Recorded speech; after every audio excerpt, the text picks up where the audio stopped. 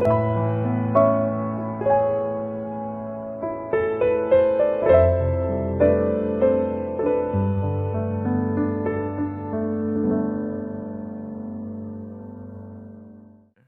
함께 보는 날입니다. 다음 주가 되면 이제 고린도 후서를 이렇게 보게 되겠죠. 지금까지 나눈 말씀을 통해서 보면 고린도 교회가 굉장히 문제가 많았습니다. 그 안에 갈등도 많았고 그리고 여러 가지 어려움이 많았던 교회였습니다. 그런데 우리가 말씀을 통해서 확인했듯이 하나님의 사랑과 계획이 있었고 분명히 고린도 교회를 향한 하나님의 계획과 사랑은 그 계획대로 하나님의 사랑대로 이루어져 가고 있음을 우리가 보게 됩니다.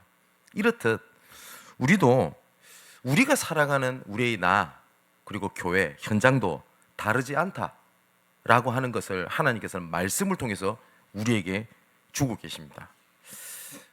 사람들이 살아가면서 이런 얘기를 굉장히 많이 합니다. 힘들다라는 얘기가 제일 많습니다. 어떤 분이 이런 글을 쓴 걸 봤어요. 대한민국에 단 한 번도 좋았다라는 말을 들어본 적이 없대요. 50년대도 힘들다, 60년대도 힘들다. 우리 대한민국이 이제 90년대 되면 굉장히 경제가 급성장하거든요. 그때도 힘들다라는 말이 빠진 적이 없어요. 항상 힘들대요. 그죠? 근데 이 고통에 대해서 도대체 어디서 왔고 왜 그런지를 이걸 정확하게 아는 사람들이 별로 없습니다. 그러다 보니까 여러분 혹시 들어보셨는지 모르겠는데 장폴 샤르트르라고 하는 이 학자는요, 인간은 고통 중에 태어나서 고통 중에 죽는다. 그렇기 때문에 인간의 모든 것은 의미가 없고 오히려 의미를 찾으려고 하고 그리고 의미를 회복하려고 하는 그 과정이 오히려 불확실하고 무의미해서 오히려 고통을 가중시킬 뿐이다 라고 얘기를 했어요. 이 사람의 주장이 철학계를 완전히 강탈을 시켜버린 겁니다. 맞거든요. 많은 사람들이 막 의미를 찾으려고 하지만 결국은 의미를 찾지 못하고 방황을 한단 말이에요. 또 그다음에 쇼펜하워라고 하는 학자를 들어보셨죠? 이 사람은 인간의 욕망과 그다음에 고통 사이에서 우리 인간은 진자와 같대요. 왔다리 갔다리. 그렇기 때문에 그 가운데서 좀 의미를 되찾았다 했다고 할지라도 다시 고통 중에 오고 또 의미를 찾았다가 고통 중에 오고 다를 게 없다라는 거예요. 근데 저는 이 두 사람의 책을 어릴 때 읽어봤거든요. 근데 그 말이 맞다는 생각이 들더라고요. 그러다 보니까 저는 의지도 있고 열정도 있고 해보고 싶고 최선도 다해봤어요. 그런데 되는 게 없더라고요. 되는 게 없어요. 그러다 보니까 현실 상황이 이룰 수 없는 것들만 다 있는 겁니다. 돈이 없어요. 우선은 내가 다른 것을 사치품을 사고 싶은 게 아니라 당장 학생인데 책을 사볼 수 있을 만큼 능력이 없는 겁니다. 그리고 제가 보기보다 마음이 여립니다. 보기에도 그리 생겼는지 모르겠습니다만 그러다 보니까 상처를 잘 받아요. 그러니까 다른 사람 말 한마디에 상처가 되고 그러면서 저는 항상 이런 생각이 들었어요. 왜 주변에는 나를 공격하는 사람이 이렇게 많지? 왜 내 주변에 이렇게 상처를 주지? 이런 생각이 너무나 많았어요. 그런데 내가 나라고 하는 것을 우선은 제외시키고 한번 생각을 해봤어요. 사실상 제가 돈이 없는 게 아니고요, 돈을 관리하거나 내가 돈을 벌 수 있는 능력이 없는 거지 돈이 없는 게 문제가 아니더라고요. 그죠? 내가 만일에 돈 100억을 벌 수 있는 능력이 있다, 그럼 지금 없어요. 당장 없는 게 불편할 수 있지 그것 때문에 좌절하지 않거든요. 왜냐면 능력이 있으면. 그죠? 근데 능력이 없는데 가진 것도 없다. 그러다 보니까 능력이 없다라는 것보다는 저는 가진 게 없다라는 게 더 크게 보였었어요. 어떤 사람은 똑같은 자리에 있었는데 저는 상처가 되더라고요. 근데 다른 사람은 상처가 안 돼요. 그게 뭐? 라고 얘기를 하더라고요. 그때 제가 들었던 생각이에요. 저 사람이 나한테 상처를 준 게 아니라 나는 작은 것도 상처가 될 만큼 내가 연약한 거구나. 그런데 오히려 나는 뭘 생각하고 있었냐? 탓을 하고 있었어요. 저 사람이 나한테 상처를 줬어. 부모님이 나한테 상처를 줬어. 그죠? 주변 사람들 얘기 들어보면 어릴 때 가난함이 어떤 사람은 자극제가 되어 성공의 밑거름이 된다는데, 저는 가정 환경이 나한테는 걸림돌이 되고 나는 내가 오히려 안 됐다고 생각을 하는 거예요. 그러니까 자꾸 탓을 하는 겁니다. 그죠? 그래서 하나님께서는 우리에게 이런 말씀을 하셨습니다. 뭐냐? 내가 새 힘을 주겠다. 왜냐? 힘이 없으니까, 나약하니까, 연약하니까 넘어질 수밖에 없잖아요. 그래서 하나님께서는 힘을 주시겠다고 약속을 하신 겁니다. 그래서 이사야 40장 31절에 보니까 뭐라고 말씀하시냐? 오직 여호와를 앙망하는 자는 새 힘을 얻으리니 독수리가 날개침이 올라간 같을 것이요 다른 박제라 해도 곤비하지 아니하겠고 걸어가도 피곤하지 아니하리로다 라고 말씀을 하셨습니다. 제가 저번에 이 구절을 갖고 얘기를 했었는데요, 여기 보면 그 독수리가 날개침이 올라간 같을 것이요라고 하는 이 번역이 조금 약간 좀 잘못됐어요. 그럼 성경이 틀렸다는 말이 아니라, 여러분 독수리를 TV에서 보신 적 있죠? 실제로 본 사람 별로 없을 거고, 독수리가 날개치는 거 보셨어요? 독수리는 날개를 못 칩니다. 아니, 날개를 쳐봤자 독수리는 날 수가 없는 새래요. 근데 독수리가 굉장히 빠르잖아요. 독수리는 자기가 스스로 나는 게 아닙니다. 독수리는 기류를 탄다고 합니다. 그래서 기류를 타야 될 때 펼치고 하강할 때는 날개를 접습니다. 그 속도가 엄청납니다. 그래서 독수리는 자기 스스로 날 수 있는 새가 아니라고 합니다. 실제로. 그러면 너희가 오직 여호와를 앙망하는 자는 새 힘을 얻으리니, 독수리를 예를 든 것은 하나님께서는 독수리가 날개를 경상도 말로 쎄 빠지게 쳐서 날랐다는 게 아니라 독수리를 움직이셨죠, 하나님이. 그죠? 그 말씀을 하시는 거거든요. 내가 힘을 주겠다라고 하나님이 말씀을 하신 겁니다. 그래서 잠언 18장 10절에도 여호와의 이름은 견고한 망대라, 의인은 거기로 달려가서 안전함을 얻느니라 라고 말씀하셨거든요. 그래서 하나님께서는 계속 성경에서 말씀하시는 게 있습니다. 나를 바라봐라, 내가 새 힘을 줄게. 나를 바라봐라, 내가 새 힘을 줄게. 그 말씀을 하시는 거거든요. 이때 하나님이 내 망대가 되면 그때부터 내 주인이 된다는 거죠. 그래서 내 삶에, 나중에 계속 말씀드리겠습니다만 제일 중요한 게 뭐냐면 내 삶의 주인이 누구냐는 거거든요. 살아가는 사람들이 모습은 다 똑같아도 방향과 목적이 다 달라요. 어떤 사람은요, 과거가 주인이 된 사람이 있어요, 내 인생에. 그래서 모든 판단, 생각하는 것이 전부 다 어디 있는지 아세요? 과거에 딱 머물러 있어요. 그래서 과거에 상처가 있다, 혹은 과거의 화려함의 추억 속에서 머물러 살아요. 직설적으로 얘기하면요, 지금 내가 무너졌잖아요. 그럼 어떻게 해야 되죠? 밑바닥부터 새롭게 해야 돼요. 맞죠? 그런데 과거 속에 사는 사람은 내가 과거의 그 화려함 있죠, 그걸 내려놓지 못해요. 내가 그렇게 살았던 내가 어떻게 이걸 할 수 있어? 이렇게 나와요. 근데 사실상 내가 오늘을 사는 것처럼 보이지만 내 과거가 주인이에요. 그죠? 그래서 마태복음 6장에 예수님께서 하신 말씀입니다. 한 사람이 두 주인을 섬기지 못할 거야. 하나님께서 근데 믿는 유대인에게 하신 말씀이라니까요. 근데 성경에 보면 하나님께서 우상 숭배하지 마라 라는 말씀을 계속 말씀을 하십니다. 근데 하나님의 율법에 모든 죄는 그 사람에게 대한 처벌을 말씀을 하십니다. 근데 유일하게 출애굽 20장 4절에서 5절에 보니까 우상 숭배하는 자의 죄의 죄를 갚되 3, 4대까지 이르게 하거니와, 하나님께서는 우상 숭배에 대한 죄악을 가장 엄격하게 보셨고 가장 무섭게 말씀을 하셨어요. 근데 이스라엘이 계속 우상을 섬겼다고 얘기를 하는 겁니다. 심지어 야곱이 누굽니까?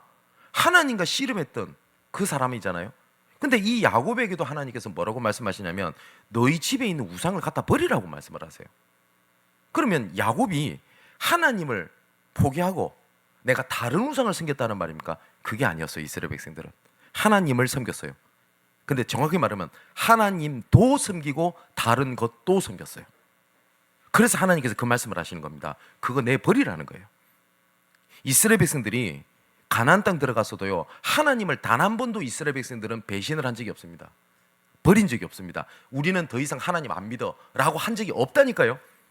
근데 하나님도 믿고 다른 것도 믿었어요. 지금 예수 믿는 사람 똑같아요. 하나님을 절대 배신 안 합니다. 막 여러 가지 어려움 가운데 있는 사람들한테 물어보면 예수님이 내 마음속에 계십니다. 저는 하나님 있다는 거 믿음은 변치 않습니다. 예, 그거 변하면 큰일 나겠죠. 근데 하나님 뭘 말씀하시는지 아세요? 하나님도 믿고가 아니라 하나님만 섬기라고 말씀하세요. 그죠? 이스라엘 백성들이 전쟁 가운데 있을 때 미스바에 모였을 때 하나님이 하신 말씀입니다. 여호와만 섬기랍니다. 그죠? 그리고 가나안 땅에 들어갔을 때도 여호수아를 통해서 하나님께서 하신 말씀이 있습니다. 여호와만 섬기라 했습니다. 그래서 하나님께서 우리 삶의 여정 속에서 원하시는 게 딱 하나입니다. 너의 주인이 누구냐는 거예요. 이때 우리 인생은 모든 것들이요 선택의 연속이거든요. 이게 맞냐 저게 맞냐. 그죠? 지금 우리 고등학생들 시험 치잖아요. 이제는 원서 쓰고 있죠. 이 대학 갈까 저 대학 갈까. 그죠? 직장 준비하신 분이 있죠. 여기 갈까 저기 갈까. 그죠? 결혼 앞두고 있는 우리 청년들 이놈 선택할까 저놈 선택할까. 그죠? 그 옆에 있는 어른들이 그럽니다. 저놈이나 이놈이 다 똑같다 이러잖아요. 그죠? 선택 연속이거든요. 근데 어떠한 선택을 하느냐에 따라서 많은 것들이 달라지지 않습니까? 그래서 하나님께서 이렇게 말씀하신 겁니다. 빌립보서 1장 9절 10절에 내가 기도하노라 너희 사랑을 지식과 모든 총명으로 점점 더 풍성하게 하사 너희로 지극힌 것을 분별하며 또 진실하여 허물 없이 그리스도의 날까지 이루고 예수 그리스도로 말미암아 의의 열매가 가득하여 하나님의 영광과 찬송이 되기 원하노라. 그게 우리의 이정표입니다. 그죠? 우리가 그럴 때 있지 않습니까? 중요한 선택이 있을 때 이게 하나님의 계획일까 아닐까? 그죠? 그런데 내가 그런 생각을 안 할 만큼 만일에 현실에 따라 상황에 따라 내가 인생을 선택하고 있으면 어떻게 되겠습니까? 조금 일이 잘 풀리는 쪽으로 간다? 그런 사람이라 어떤 것이 하나님의 계획이지? 라는 고민을 하는 거랑은 그 결과는 하늘과 땅 차이거든요. 하나님은요, 지금도 하나님은 하나님만 바라보는 자에게 하나님의 은혜와 하나님의 계획과 하나님의 능력을 나타내십니다. 하나님은. 왜냐? 오직 하나님이 구원자가 되시고 그리고 길이 되시고 우리의 주인이시라는 것을 알게 하시기 위하여 하나님께서는 오직을 말씀을 하세요. 그래서 성경은 예수 믿으라 라고 안 되어 있습니다. 오직 예수만 믿으라고 되어 있습니다. 그래서 분명히 뭐라고 되어 있죠? 천하인간에 구원을 만한 다른 이름을 우리에게 주신 적이 없음이니라. 그죠? 오직을 얘기합니다. 초대교회 사람들도 뭐라고? 오로지 기도에 힘쓰니라. 기도했다가 아닙니다. 오직 했다라고 얘기를 합니다. 그래서 성경은 하나님을 얘기하는 게 아닙니다. 오직 하나님만 말씀하십니다.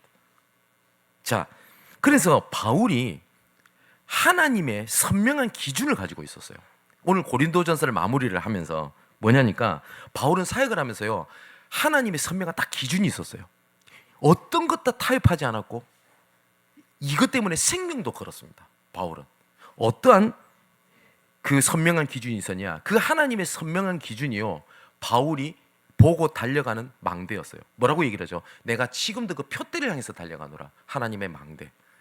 그리고 그것이 삶의 여정의 이유였고요. 결정적인 순간에 바울이 결정을 하고 판단을 하고 도전하는 것에 대한 이정표였습니다. 그게 첫 번째가 뭐였냐니까 십자가의 은혜였어요. 바울은. 그래서 고린도전서 1장 18절에 보니까 십자가의 도가 멸망받을 자들에게는 미련한 것이요 구원받은 우리에게는 하나님의 능력이 됨이니라. 그게 바울의 선명한 기준이었어요. 다른 것에 있지 아니고 오직 은혜를 얘기합니다. 그리고 나중에 우리가 지난주에 봤죠. 마지막에 뭐라고 얘기하죠? 그 은혜가 헛되지 않아 라고 얘기를 합니다. 그게 바울의 선명한 기준이었어요. 근데 많은 사람들이 유대인들은 예수를 믿는다고 하지만 표적을 구하지 않냐. 그게 무슨 말이죠? 왜 믿는데 나한테는 능력이 안 나타나지? 왜 믿는데 나한테 응답이 없지? 왜 나는 이루어지지 않지? 유대인들이 그랬어요. 헬라인들은 지혜를 찾아나. 그리고 성경에 대한 지식, 그걸 알면서 얻는 만족 있죠. 그거를 구하지만 우리는 십자가에 못 박히신 그리스도를 찾지 않냐. 그 십자가의 은혜가 하나님의 능력이요 하나님의 지혜가 되지 않냐. 그러면서 이런 얘기를 합니다. 고린도서 1장에 우리의 부르심을 봐라. 좀 안 좋게 말하면 정상이 별로 없잖아. 육신적으로, 영적으로, 정신적으로, 겉보기에도. 그런데 그 십자가의 은혜가 우리한테 능력이 되지 않았냐. 그 얘기를 바울이 얘기를 해요. 그래서 나는 예수 그리스도와 그가 십자가에 못 박히신 것 외에는 내가 아무것도 말하지 아니하였기로 나는 작정했다 라고 바울이 고백을 합니다. 바울이 고린도전서를 썼던 그 배경이 있죠. 바울이 아덴 사역을 실패를 합니다. 그때 바울이 아덴에 가가지고 무슨 얘기를 하냐니까 복음을 얘기해요. 근데 다른 얘기도 첨부해서 얘기합니다. 야, 너희들 종교성이 많네. 아덴은 지금으로 말하면 아테네입니다. 그러니까 바울도 한 지식하거든요. 한 논리하거든요. 그죠? 여러분 기억하십시오. 복음은 선포지, 설득이 아닙니다. 복음은 믿음이지 논리가 아니에요. 근데 바울은 그 복음을 철학, 논리로, 지식으로 그 아덴에 가서 그 학자들과 논쟁을 합니다. 근데 바울이 거기서 사역을 실패를 해요. 그래서 터덜 해서 내려온 데가 고린도입니다. 그 고린도에서 있으면서 있었던 일을 거기 모였던 사람들 향해서 편지를 쓰는 거거든요. 그때 뭐라고 하는지 압니까? 바울의 선명한 기준. 내가 그리스도와 그 예수께서 십자가 못 박히신 것 외에는 내가 어떤 일이 있어도 다른 걸 말하지 않겠다. 그게 바울이 그 선명한 기준이었습니다. 그러면서 바울이 마지막에 그 얘기를 하죠. 나의 나된 것은 다 하나님의 은혜로 된 것이니 내게 주신 은혜가 절대로 헛되지 아니한다. 지난주 말씀드렸잖아요. 이 흑암은요 하나님의 은혜를 헛되게 만들어버려요. 그래서 어떤 생각이 드는지 아세요? 나 한때 은혜 받았어. 나 한때 불탔었어. 한때 훈련도 다녔고 정말 뜨거웠어. 근데 지금 무슨 말이죠? 지금은 아니야. 지금은 힘들어. 그러다 보니까 그때 은혜를 돌아가는 것이 아니라 받아도 안 되더라. 헛되게 만들어버려요. 그래서 바울이 얘기를 하는 겁니다. 하나님의 은혜는 헛되지 않는다. 지금 사랑하는 성도 여러분, 혹시 지금 인터넷으로 말씀을 듣는 여러분, 혹시 이런 분 없습니까? 내가 지금은 그때는 하나님 은혜 가운데 사랑 가운데 있었는데 난 지금은 너무 힘듭니다. 기억하십시오. 그 십자가의 은혜가 하나님은 절대 헛되지 않는다고 말씀하셨습니다. 이런 분이 있을 겁니다. 그때 하나님이 나에게 주셨던 사명, 그 불타던 그거 지금은 다 사그라들었어. 지금은 아니야. 아니요. 하나님은 헛되지 않는다고 말씀하셨어요.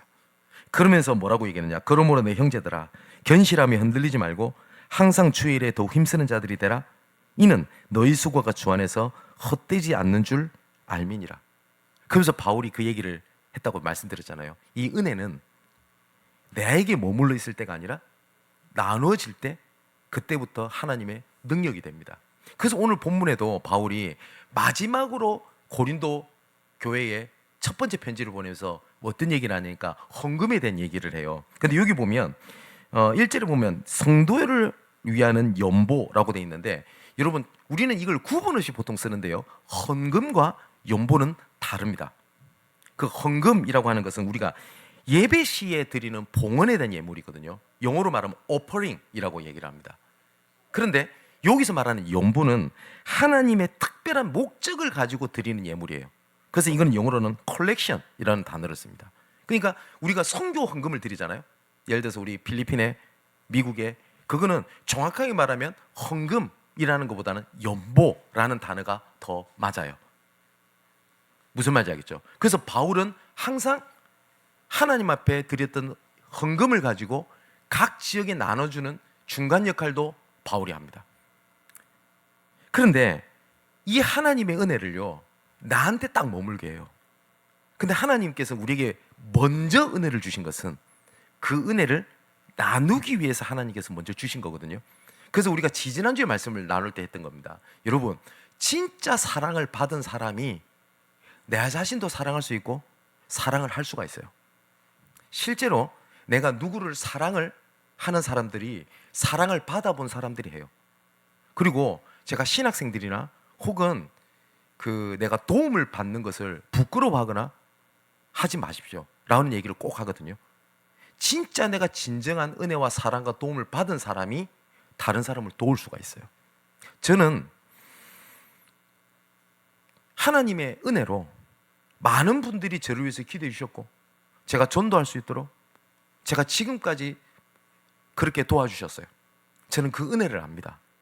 그렇기 때문에 혹시 그런 사람이 있다, 제가 할 수 있는 것을 전 돕습니다. 저는 그거를 돕는다고 생각하지 않습니다. 말하면 연보, 컬렉션입니다. 그래서 꼭 얘기를 하는 게 있어요. 나는 너를 도와주는 거 아니야. 나는 너를 위한 투자를 하는 거야. 투자금은 회수가 안 됩니다. 하지만 배가 되면 나눠야 되죠. 그걸 나한테 나누라는 게 아니야. 렘넌트들에게, 또 다른 전도자에게 나눠. 이거 제 중심이고 그걸 보고 연보라고 얘기를 합니다. 자, 그래서 바울이 또 뭔 얘기를 하죠? 나는 선명한 기준이 뭐였냐니까, 바울은 나는 복음에 참여하는 것에 모든 선택과 판단의 기준이었어요. 바울은. 그래서 고린도전서 9장에 이렇게 얘기하지 않습니까? 나도 권리가 있어. 근데 나는 그 권리를 쓰지 아니하는 것은, 그리고 권리를 쓰지 않고 내가 범사에 참는 것은 그리스도의 복음에 내가 아무런 장애가 없게 하는 거야. 무슨 말이냐면 내가 하고 싶은 것을 하는 게 혹시 복음에 걸림돌이 될 것 같다, 나는 안 해. 그게 바울의 선명한 기준이었어요. 그러면서 뭐라고 얘기를 합니까? 내가 모든 사람에겐 자유로우나 내가 스스로 다른 사람의 종이 된 것은 내가 그 사람을 얻기 위함이요. 바울의 기준이 그랬어요. 근데 그 기준을 모르면요, 바울처럼 다중이격자 어디 있습니까? 또 뭐라고 하죠? 내 유대인 같이 된 것은 유대인을 얻기 위함이고, 율법 아래에 나는 있지 아니하지만 율법 아래에 있는 사람처럼 행하는 이유는 그 사람을 얻기 위함이고, 나는 율법 없는 자가 아니야. 근데 그 사람처럼 되는 것은 그 사람을 얻기 위함이다. 나는 약한 사람이 아니다. 근데 약한 자처럼 되기 위함은 그 사람을 얻기 위함이야. 그게 바울의 기준이었어요. 바울의 기준. 그래서 내가 기분에 따라 헌신하고, 내가 기분에 따라 이 사람을 수용했다가 나는 거절하고. 바울은 그러지 않았어요. 오늘 제목이 뭐예요? 하나님의 선명한 기준입니다. 그게 바울의 선명한 기준이었어요. 또 바울이 마지막에도 그 얘기를 합니다. 오늘 14절에도 이 얘기를 하죠. 너희 모든 일을 사랑으로 행하라. 근데 바울이 이 모든 사역의 기준을 얘기하면서 뭐냐? 사랑을 얘기를 해요. 그러면서 뭐라고 얘기를 하냐면, 바울 자기입니다. 내가 사람의 방언과 천사의 말을 할지라도 사랑이 없으면 나는 구리와 울리는 꽹과리가 되고, 내가 예언하는 능력이 있어 모든 비밀과 모든 지식을 알고 또 산을 옮길 만한 믿음이 있을지라도 사랑이 없으면 내가 아무것도 아니요. 내가 내게 있는 모든 것으로 구제하고 내 몸을 불사르게 내어줄지라도 사랑이 없으면 내게 아무 유익이 없느니라. 그러면서 얘기해요. 내가 진짜 교회를 위하여 현장에서 그렇게 헌신했잖아. 너희들 알지? 근데 이게 사랑이 없으면 아무런 유익이 없는 거야 라고 바울이 얘기를 해요. 그래서 골로새서 3장 14절에는 이 모든 것 위에 사랑을 다하라. 이 사랑은 온전하게 매는 띠니라. 자, 요한일서 4장 11절 12절에도요. 사랑하는 자들아, 하나님이 이같이 우리를 사랑하였은즉 우리도 서로 사랑하는 것이 마땅하도다. 어느 때나 하나님을 본 사람이 없으되 만일 우리가 서로 사랑하면 하나님이 우리 안에 거하시고 그의 사랑이 우리 안에 온전히 이루어지느니라. 여기 뭐냐가 하나님을 본 사람이 없으되 라고 되어 있죠. 그러면 하나님을 볼 수 있도록 하나님이 우리에게 뭘 주셨다고요? 사랑이라는 걸 주셨다고요. 어떤 사람이 이렇게 표현한 걸 봤어요. 하나님께서 모든 사람들을 관리하기가 바빠서, 그럼 인간적인 표현이죠. 바빠서 하나님께서는 여러분을 진짜 사랑하는 부모님을 주셨어요. 그러면 무슨 말이죠? 사랑을 느끼도록 해주셨다 이 말 아닙니까? 그죠? 하나님이 너무 바쁘셔서 그랬대요. 인간적인 표현이겠죠. 그죠? 너희가 서로 사랑하면 너희들이 서로 제자인 줄 알리라. 그죠? 한번 생각해 보십시오. 제가 복음을 말하고 성도들에게 권면을 하고 라고 하는데 거기에 교회 성도들을, 교회를 사랑하는 마음이 없어요. 그러면 어떻게 되겠습니까? 그죠? 바울은 이것처럼 고린도전서에만 나오는 것만 얘기를 드리는 겁니다. 확실한 선명한 기준이 있었어요. 그런데 여러분, 하나님의 선명한 기준을 지킬 때 그때 우리의 삶이 그때부터 강력해집니다. 그래서 13절에 깨어 믿음에 굳게 서서 남자답게 강건해라 라고 돼 있거든요. 여기 보니까 그 깨어 믿음에 굳게 서서라고 하는 것이 be on your guard라고 영어로 표현되어 있어요. 지켜라.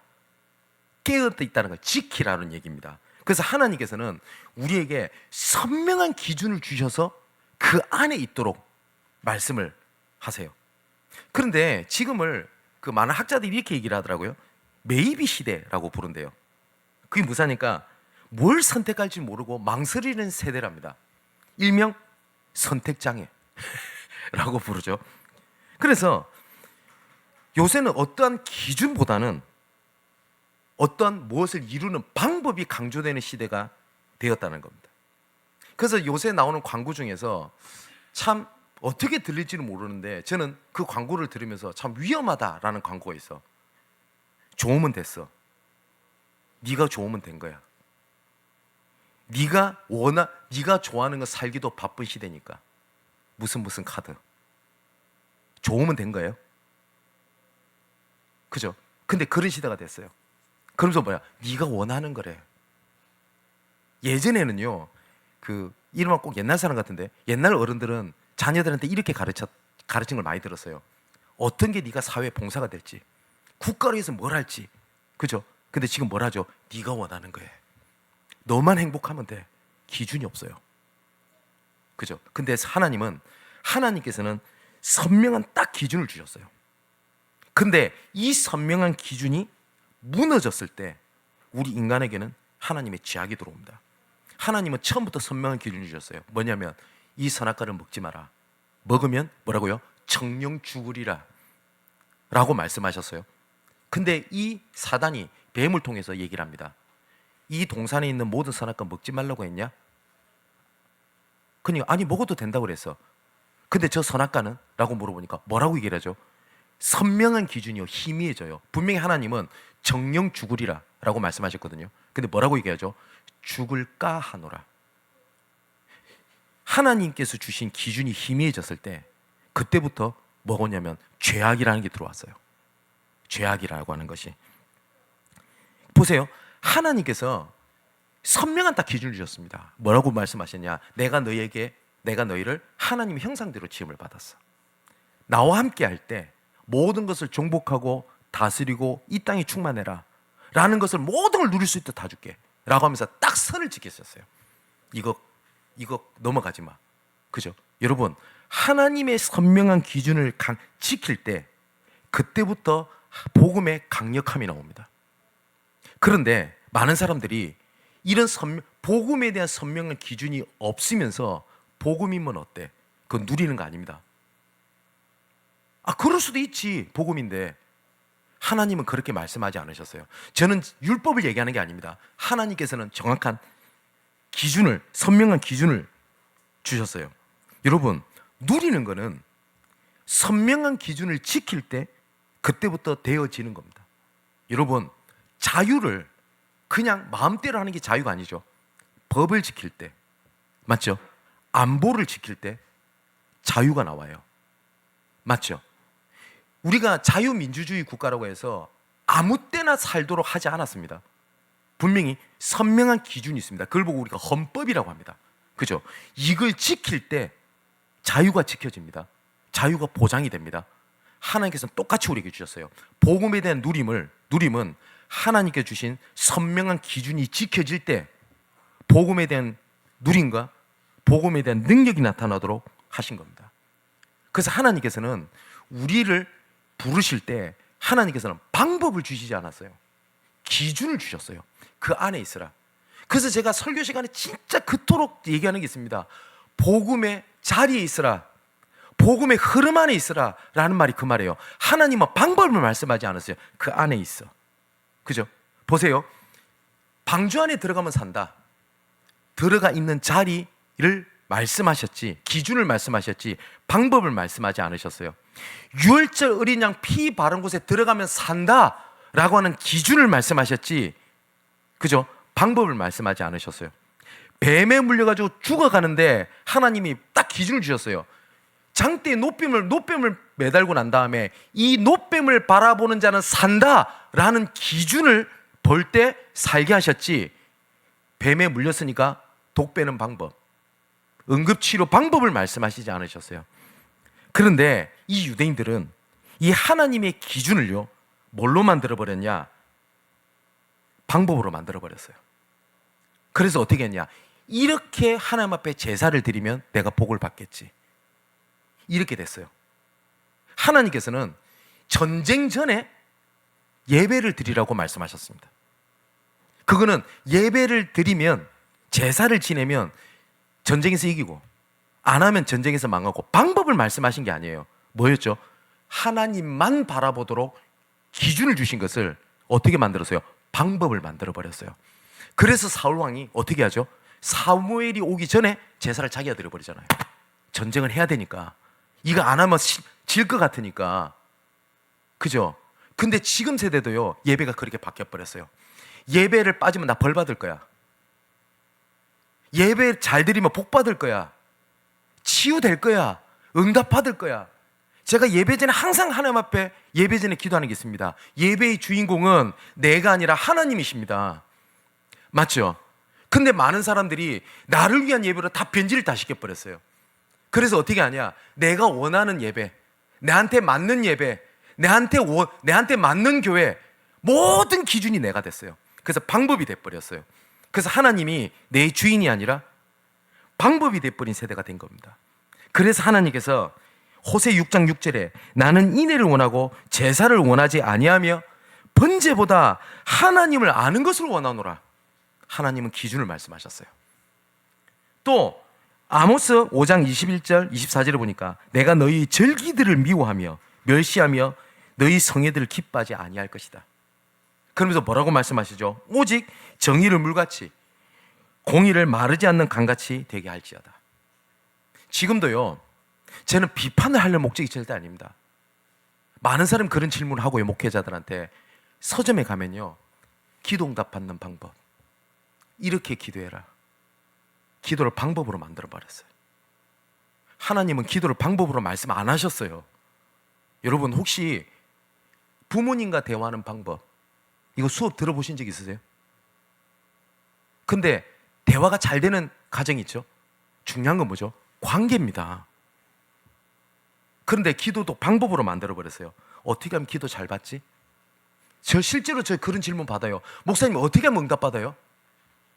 근데 하나님은 기준을 말씀하셔서 나와 함께 있자 라고 말씀하신 겁니다. 미가서 6장 6절 8절에 내가 무엇을 가지고 하나님 앞에 나아가며 높으신 하나님께 경배할까? 내가 번제물로 1년 된 송아지를 가지고 그 앞에 나아갈까? 자, 미가의 고백입니다. 방법을 얘기합니다. 근데 여호와께서 천천의 순양이나 만만의 강물 같은 기름을 기뻐하실까? 내 허물을 위하여 내 마다들을 내 영혼의 죄로 말하며 내 몸에 열매를 드릴까? 미가의 고백입니다. 방법을 얘기하죠.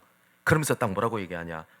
사람아, 주께서 선한 것이 무엇임을 내게 보이셨으니 여호와께서 내게 구하시는 것은 오직 정의를 행하며 인자를 사랑하며 겸손히 내 하나님과 함께 행하는 것이 아니냐.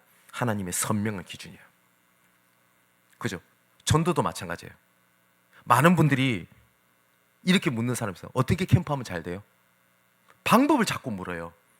근데 바울은 뭐라고 얘기하냐니까 고린도전서 1장 21절에 하나님의 지혜에 있어서는 이 세상이 자기 지혜로 하나님을 알지 못하므로 하나님께서 전도에 미련한 것으로 믿는 자들을 구원하시기를 기뻐하셨도다. 뭐라고요? 전도에 미련한 것이라고 얘기를 해요. 그런데 미련해 보이고 답답해 보이고 힘들고 그거 말고 좋은 방법, 획기적인 방법, 열매 맺는 방법을 찾는 시대가 됐어요.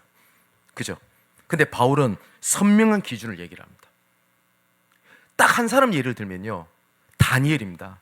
이 다니엘이 확실한 선이 있었어요. 하나님 앞에 선명한 선이. 그게 다니엘서 1장 8절에 뜻을 정했다라고 되어 있죠. 어떤 뜻을 정한 거죠? 우리 민족이 우상 때문에 포로로 잡혀갔거든요. 절대로 내가 여기에 굴복하지 않겠다예요. 다니엘 같은 친구가. 그럼 여러분 한번 생각해 봅시다. 우상 앞에 드린 재물 좀 먹었다고 하나님이 이단 여차기로 반 죽이겠습니까?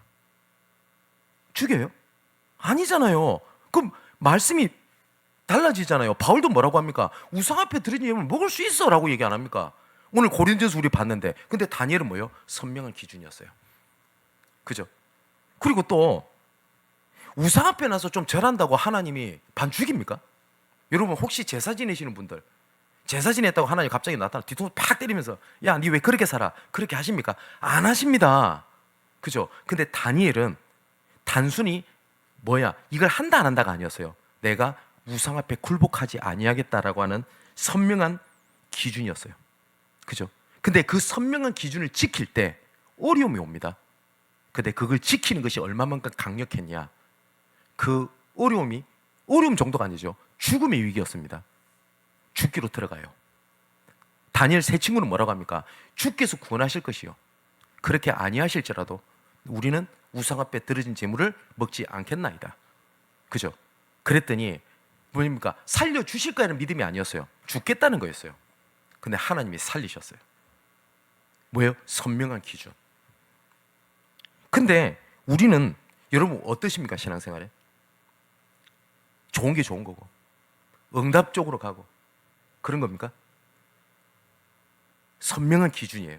그래서 바울이 오늘 13절 14절에 깨어 믿음에 굳게 서서 남자답게 강건해라 라고 되어 있죠. 근데 깨어라고 하는 것은 지키라, be on your guard, 지키라, in pace, 그러니까 믿음 안에서 너를 지키라 라고 표현을 합니다.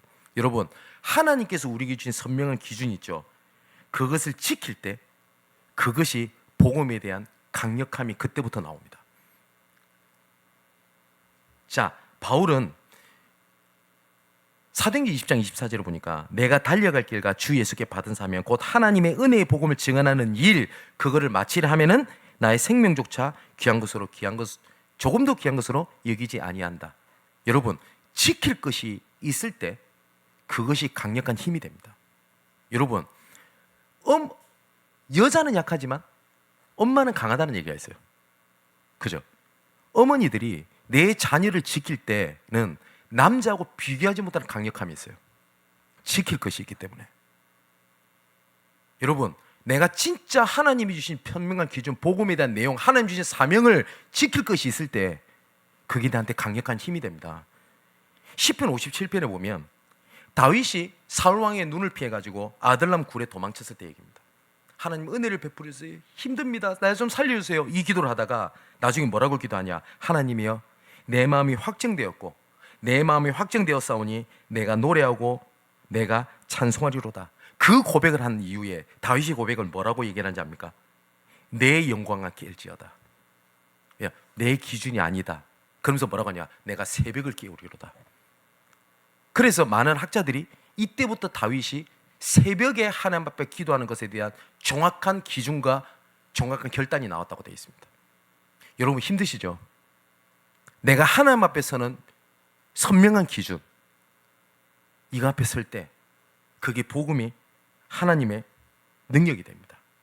그리고 14절에 모든 일을 사랑으로 해라 라고 하잖아요.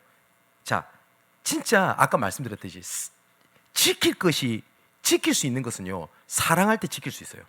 아까 어머니 예를 들었잖아요. 그죠? 바울은 교회를 해서 생명을 걸었어요. 사명일까요? 사랑일까요?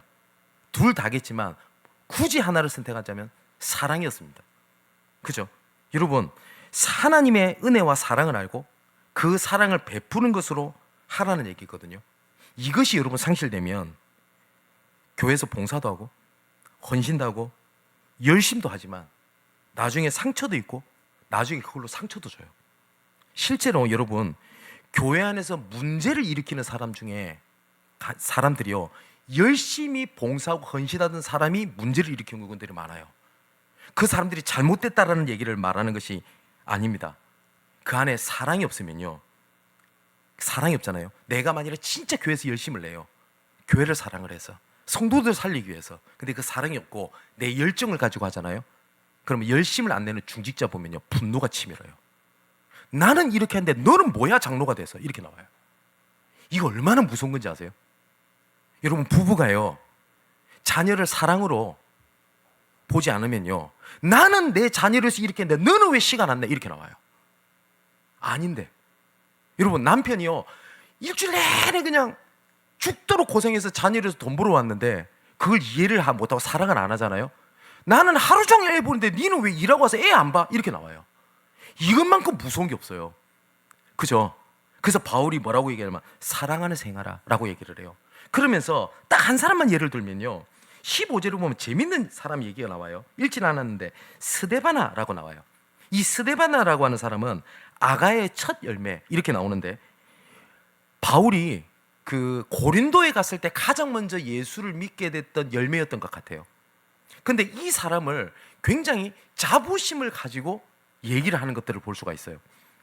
아까도 말씀드렸듯이 바울이 고린도에 갔을 때 영육간에 굉장히 어려운 상태였어요. 그래서 그 고린도전 2장 3절에도 보면 내가 너희 가운데 거할 때 약하고 두려워하고 심히 떨었다라고 얘기를 하거든요. 그 상태였어요. 그 가운데 만났던 사람이 누구냐? 스데바나라는 사람이었어요. 그러면 바울 입장에서는 이 사람이 얼마나 소중했을까요? 브리스길라 부부도 맞겠지만, 그죠? 근데 이 스데바나라고 한 사람이 초대교회에 엄청난 지도자나 영향력을 있었던 사람 같지는 않습니다. 아마 오늘 우리 말씀 듣는 분 중에서 스데바는 알겠는데 스데바나라고 하는 이름 처음 듣죠? 근데 이 사람이 뭐라고 기록되어 있냐면 성도를 섬기기로 작정된 자라고 되어 있어요. 그러면서 뭐라고 되어 있냐면 18절에는 그들이 나와 너희 마음을 시원케 하였으니 그러므로 너희는 이런 사람들을 알아주라. 그 말은 뭐죠? 숨겨진 사람들이었어요. 근데 그런 사람들이 선명한 기준이 고린도 교회를 살려냈어요. 많은 사람들이 그런 기준이 없었어요. 여러분 어떠십니까? 내가 진짜 하나님의 선명한 기준을 지킬 것이 있다면 여러분 오늘부터 많은 것들이 달라지게 될 겁니다. 마지막 결론입니다. 23절 24절에 주 예수 그리스도의 은혜가 너희와 함께하고 나의 사랑이 그리스도 예수 안에서 너희 무리와 함께할지어다 라고 되어 있습니다. 그러니까 하나님 은혜가 너희와 함께하고 그 위에 같이 뭐요? 나의 사랑이 라고 되어 있어요. 저는 방위 출신입니다. 방위 출신들이 단점이 하나 있어요. 지금 어떤지 모르겠는데 훈련소로 가면 일반 현역들과 똑같이 안 합니다. 예. 총검술이 없어요. 예.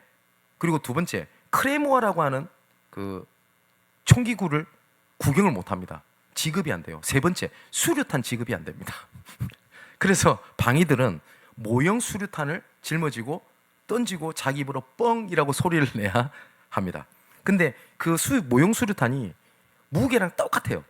근데 제가 훈련소 가서 이걸 딱 들고 뭐 어떤 느낌이 들었냐니까 이거 되게 무겁대요.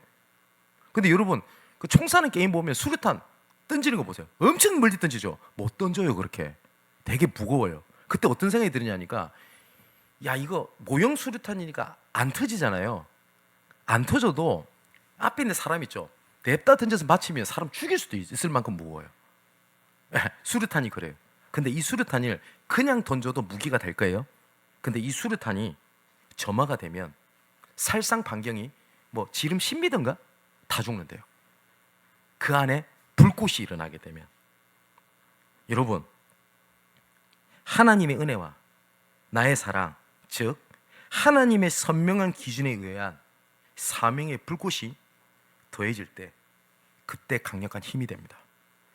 하나님의 복음과 하나님께서 그 복음에 주신 그 기준에 의해 하나님 주신 불꽃 있죠. 그 사명, 그게 강력함을 나타냅니다. 그래서 베드로서 1장 10절 11절에도 그러므로 형제들아 더욱 힘써 부르심과 택하심을 굳게 하라. 너희가 이것을 행한 적 언제든지 실족하지 아니하리라. 하나님께서 주신 그 기준 굳게 해라. 그리고 사명을 올바르게 해라. 실족하지 않을 거야 라고 얘기를 합니다. 여러분 그 매튜 팍스라고 하는 영성 신학자가 있어요. 근데 이 신학자가 뭐라고 했냐면 게으름, 나태함, 무기력의 처방은 열심히 해라, 부지런해라라는 캠페인에 있지 아니하고 당신의 안에 하나님께 주신 불꽃을 발견하는 것에서 시작한다 라고 얘기를 했어요. 이런 분 계시겠죠. 목사님, 저 지쳤습니다. 근데 열심히 해봐. 그게 아니라는 거예요. 왜요? 하나님이 주신 기준, 그 불꽃이 있다고요. 바울은 그것 때문에 이 은혜의 복음을 증거하는데 마치려면은 나의 생명을 좋은 것으로, 좀 더 귀한 것으로 여기지 아니하노라. 혹시 이런 분 계실 겁니다. 잃어버린 불꽃을 회복하셔야 될 분들, 오늘 주신 말씀이 하나님의 선명한 기준이 되고 그 기준이 여러분의 강력함이 되어 현장에 그 불꽃이 확산되어지는 하나님의 은혜가 임하게 되기를 주님의 이름으로 축원을 드립니다. 기도하겠습니다. 우리에게 오직 예수만 그리스도가 되시고 오직 성령 충만 속에서 새 힘을 주시겠다는 선명한 기준을 가지고 우리를 부르신 은혜에 감사함을 드립니다. 지금도 사단은 하나님의 선명한 기준을 흔들어 내가 누구며 무엇을 위하여 살아야 하고 어떤 것을 해야 할지를 모르도록 하고 있습니다. 하나님, 이 시간 말씀을 통하여 주신 하나님의 선명한 기준이 나, 현실, 세상의 방법을 넘어서는 하나님의 능력이 되게 하여 주옵소서. 오직 성삼위 하나님이 함께 하시는 것이 선명한 기준이 된 망대가 되게 하옵소서. 성삼위 하나님과 함께하는 예배, 말씀의 흐름과 자리에 있는 것이 우리의 선명한 기준이 되게 하옵소서.